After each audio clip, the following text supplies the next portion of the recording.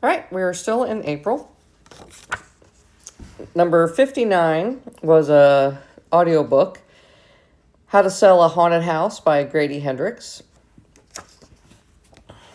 I kind of like this book. I ended up giving it a 4. I would say the first third of the book really deals with the relationship between Louise and her brother Mark.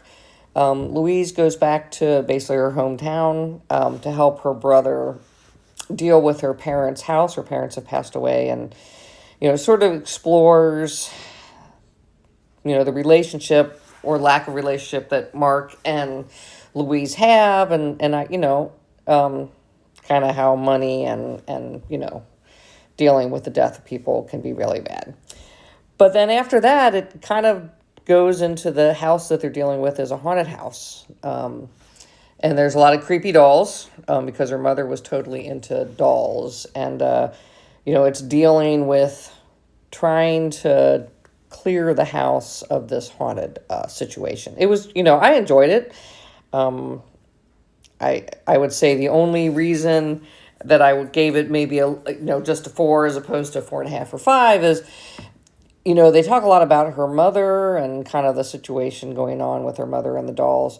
They don't talk about her father. Like, he's just kind of more of a surface character, and I wish they had worked with that a little bit more. But I liked it. If you like haunted house type books, I think this is a good one. All right, number 60 is Flowers for Algernon by Daniel Keyes. I've never read this book. I think a lot of people read it in high school, but I didn't read it. I really liked it. I gave it a 5. I don't want to give any spoilers, but essentially what happens is Charlie is a mentally disabled man. He's in his 30s, and he works at a bakery, but basically lives, I guess, kind of like a group home, but, it's an older book, so you can do with that what you want. But he is put through an operation that greatly increases his intelligence. So he starts out as an IQ of 70, and he ends up, it's probably well over 200 as the book progresses. And it kind of delves into, yes, he's become fairly smart, but there's a lot of emotional baggage and things that he can't really deal with. He becomes more aware that when he had the low IQ, people made fun of him essentially and didn't treat him well. He has a terrible relationship with his mother.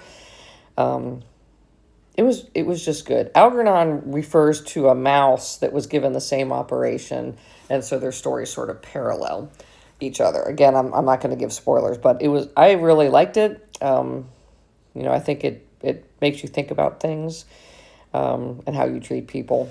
I would recommend it highly. All right, and number 61 is The Expert of Subtle Revisions by Kirsten Menger Anderson. I actually received this as an ARC, and it sort of was described as kind of, a time-traveling book. It's very short. It's less than 250 pages. I ended up giving it, I would say, a 1. The story ended up not being really for me. The time-traveling part doesn't really come in until much later in the book. I mean, it's alluded to, but it's not really occurring until much later in the book. And there's kind of, a couple of different characters that are introduced. I just had a hard time getting into the story, and, I just didn't enjoy it.